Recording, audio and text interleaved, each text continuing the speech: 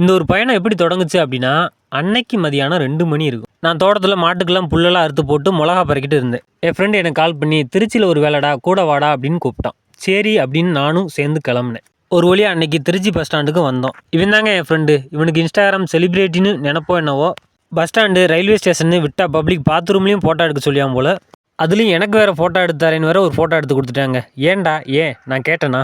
அன்னைக்கு நைட்டு அப்படியே திருச்சியிலே ஸ்டே பண்ணிவிட்டு நல்லா தூங்கி எழுந்திரிச்சிட்டு காலையில் எழுந்திரிச்சு ப்ரெஷ் எல்லாம் பண்ணிவிட்டு குளிக்கலாம் அப்படின்னு பார்த்தா பசிக்க ஆரம்பிச்சு. சரி முதல்ல போய் நம்ம சாப்பிட்டுட்டு குளிக்கலாம் அப்படின்னு சொல்லி சாப்பிட போயிட்டோம்.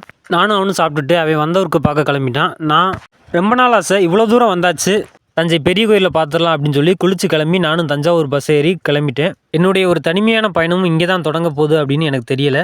பஸ்ஸில் போகும்போது ஒரு அண்ணன்ட்ட பேசிகிட்டே போனேன். அந்த அண்ணன் இறங்கினதுக்கப்புறம் வாப்பா டீ சாப்பிடலாம் அப்படின்னாரு.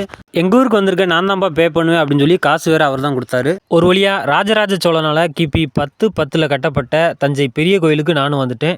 ரொம்ப நாளாக பார்க்கணும் அப்படின்னு சொல்லி ஒரு ஆர்வம் இருந்துச்சு. இப்போ ஃபைனலாக நம்மளோட தஞ்சை பெரிய கோயிலை நானும் பார்த்துட்டேன். கல்வெட்டுக்கள், கோபுரங்கள் அப்படின்னு சொல்லி எல்லாத்தையும் நான் சுற்றி பார்த்துட்டு, இந்த கட்டிடங்களை பற்றி புத்தகத்தில் படித்த எல்லா விஷயங்களையும் பார்த்துட்டு, கோயிலில் பழக்கமான ஒரு ஃப்ரெண்டு தான் நமக்கு ஃபோட்டோஸ்லாம் அங்கே எடுத்து கொடுத்தாரு. சிவனையும் கும்பிட்டுட்டு நான் கிளம்பிட்டேன். திருச்சி மறுபடியும் வந்துட்டு திருச்சி மலைக்கோட்டை போகலாம் அப்படின்னு சொல்லி நானும் அவனும் கிளம்பி போயிட்டோம். இங்கே தான் வீடியோ அண்ட் ஃபோட்டோ அலௌடு அப்படின்னு சொன்னாங்க. இங்கேருந்து நம்ம வந்து வீடியோ எடுத்தோம். அந்த திருச்சியோடைய டாப் வியூவே வேறு லெவலில் இருந்துச்சு. இங்கேருந்து பார்க்கும்போது ஸ்ரீரங்கம் கோயில், அவர் லேடி ஆஃப் சர்ச் அப்படின்னு சொல்லி எல்லாமே கிளியராக வேறு லெவலில் அந்த வியூ இருந்துச்சு. அப்படியே என் ஃப்ரெண்டு நானும் உச்சி பிள்ளையார் கோயிலுக்கும் போயிட்டு நாங்கள் கிளம்பிட்டோம். ரூமெல்லாம் வெக்கேட் பண்ணிவிட்டு நடுராத்திரி 1 மணிக்கு திருச்சி பஸ் ஸ்டாண்டுக்கு வந்தோம். எனக்கு என்னவோ கும்பகோணம் பஸ்ஸை பார்த்தவொடனே ஊருக்கு போகணும் அப்படின்ற மனசே மாறிடுச்சு. வந்ததான் வந்துட்டோம், சுவாமி மலை போய் முருகனை பார்த்துட்டு போகலாம் அப்படின்னு அவன்கிட்ட கேட்டேன். அதுக்கு எங்கள் அம்மா வைவாங்க அப்படின்னு சொல்லி அவன் வீட்டுக்கு கிளம்பிட்டான். நானும் கும்பகோணம் எவ்வளோ தூரம்னு பார்த்துட்டு நானும் பஸ் ஏறிட்டேன். போகும்போது அந்த நேச்சரான பிளேசஸ்லாம் வேறு லெவலில் இருந்துச்சு. நானும் காலையில் சீக்கிரமாகவே முருகனுடைய 4ஆம் படை வீடான சுவாமி மலையை ரீச் பண்ணிட்டேன். நானும் சீக்கிரமாகவே போய் முருகனெல்லாம் கும்பிட்டு எல்லோரும் நல்லா இருக்கணும்ப்பா அப்படின்னு வேண்டிட்டு ஒரு பெரிய பட்டையும் அடிச்சுட்டு, கைவிட்டுறாதடா முருகா அப்படின்னு நானும் கும்பிட்டுட்டு கிளம்பிட்டேன். அப்படியே பக்கத்தில் பார்த்தீங்க அப்படின்னா தாராசுரம் ஐராதீஸ்வரர் கோயில் இருக்கதா சொன்னாங்க. விட்டுருவோமா என்ன, இதுவுமே சோழ பேரரசருடைய கட்டிடக்கலைக்கு எடுத்துக்காட்டாக விளங்கக்கூடிய ஒரு கோயில் தான். என்னதான் இது தஞ்சை பெரிய கோயில் கங்கை கொண்ட சோழபுரத்தை காட்டிலையும் சிறிய விமானத்தை கொண்டிருந்தாலும் இசை படிக்கட்டு, ஒரு பக்கம் யானையும் ஒரு பக்கம் குதிரையும் வந்து தேர் சக்கரத்தை இழுக்கிற மாதிரியான கட்டிட வடிவமைப்பு இங்கே வந்து ஒரு சிறப்பாக இருந்துச்சு. தெய்வத்துக்கு சரிசமமாக ஒரு பெண்ணுக்கு கோயில் கட்டினது இந்த கோயிலுடைய சிறப்பு அப்படின்னு சொன்னாங்க. அங்கேருந்து கங்கை கொண்ட சோழபுரம் பக்கத்தில் இருக்குது அப்படின்னு சொன்னாங்க. நானும் வீர ராஜ சோழன் பாட்டை போட்டு நானும் கிளம்பிட்டேன். ராஜேந்திர சோழனால் கட்டப்பட்ட ஒரு மாபெரும் கோயில் தான் கங்கை கொண்ட சோழபுரம். இதை வந்து கங்கை நதிக்கரை வரை படையெடுத்து சென்று வெற்றி நினைவாக கட்டப்பட்ட ஒரு மாபெரும் கோயில் தான் கங்கை கொண்ட சோழீஸ்வரம். இது தஞ்சாவூர் கோயில் பாணியிலேயே கட்டப்பட்டிருக்கு. கங்கை கொண்ட சோழீஸ்வரத்தையும் ஃபுல்லாக சுற்றிட்டு அங்கே ஒரு சில இடர்பாடுகளாக இருந்துச்சு. அதுனா அயல்நாட்டு நபர்கள் படையெடுப்பில் சேதப்படுத்தப்பட்டது அப்படின்னு சொன்னாங்க. சோழருடைய கட்டிடக்கலை பெருமைகள்லாம் நம்ம பார்த்துட்டு சரி வீட்டுக்கு கிளம்பலாம் அப்படின்னு ஒரு பிளான். ஊருக்கு கிளம்பலாம் அப்படின்னு இருக்கப்ப ஃப்ரெண்டு ஒருத்தன் கால் பண்ணான். சென்னையில் இருக்கேன் அப்படின்னு.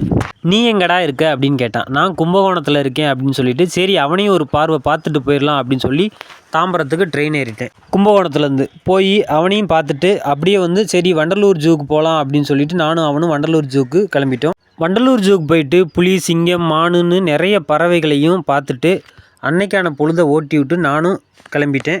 பக்கத்தில் தான் நம்ம மாமாமையாக இருந்தாப்புல. சரி அவரையும் ஒரு எட்டு பார்த்துட்டு போயிடலாமே அப்படின்னு சொல்லி நான் கிளம்பிட்டேன். தாம்பரத்துலேருந்து ஸ்ரீபெரும்புதூர் கிளம்பிட்டேன்.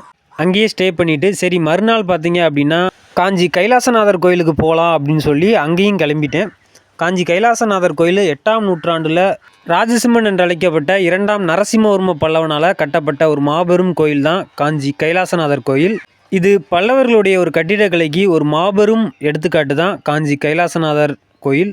இந்த கோயிலை முன்னோடியாக வச்சு தான் ராஜராஜ சோழன் தஞ்சை பெரிய கோயிலை கட்டினதாகவும் சொல்லப்படுது. சிவனை வழிபட்டு அங்கே இருக்கக்கூடிய நுணுக்கமான சிற்பங்களையும் பார்த்துட்டு பக்கத்தில் தானே மகாபலிபுரத்தை ஒரு எட்டு பார்த்துட்டு போயிடலாம் அப்படின்னு சொல்லி அங்கே கிளம்பிட்டேன். காஞ்சிபுரத்துலேருந்து மகாபலிபுரத்தை ரீச் பண்ணிட்டோம். அந்த கடற்கரையோட மகாபலிபுர கோயிலும் வேறு லெவலில் இருந்துச்சு. உலகத்திலே முதலாக கட்டப்பட்ட ஒரு கடற்கரை கோயில் அது மகாபலிபுரம் அப்படின்னு சொல்கிறாங்க. இதில் சிவன், விஷ்ணு 2 பேருக்குமே சன்னதிகள் இருக்குது அப்படின்னு சொன்னாங்க. பல கடல் சீற்றங்களுக்கு உட்பட்டாலும் இன்றைக்கும் இந்த மகாபலிபுரம் கோயில்ன்றது கம்பீரமாக நிற்கிது. இந்த மகாபலிபுரம் கோயிலுமே பல்லவர்களுடைய கட்டிடக்கலைக்கு ஒரு மாபெரும் எடுத்துக்காட்டு தான். எல்லாத்தையும் ரசிச்சுட்டு நான் கிளம்பலான்னு இருக்கப்போ நான் போட்ட ஸ்டேட்டஸை பார்த்துட்டு எங்கள் அண்ணன் வாடா வீட்டுக்கு அப்படின்னு சொல்லிச்சு. சரி அங்கேயும் போயிட்டு போகலாம் அப்படின்னு கிளம்பிட்டேன். அங்கே போய் ஸ்டே பண்ணிவிட்டு மறுநாள் நைட்டு கிளம்பி நானும் ஊர் பக்கம் வந்துட்டேன். இந்த ஒரு பயணம் என்னுடைய வாழ்க்கையில் ஒரு சிறந்த பயணமாகவே இருந்துச்சு. இதுதான் என்னுடைய எதிர்பாராத பயணம். உங்கள் ஊரில் என்ன சிறப்பு இருக்குது அப்படின்னு சொல்லுங்கள். அடுத்த முறை ஒவ்வொரு பழமையான கட்டிடக்கலைகளையும் பார்க்குறதுக்கு நான் வர முடிஞ்சால் கண்டிப்பாக வருவேன். இந்த ஒரு தனிமையான பயணம் எனக்கு இனிமையாகவே அமைஞ்சிச்சு. பார்க்கலாம் நண்பர்களே, அடுத்த ஒரு பயணத்தில்.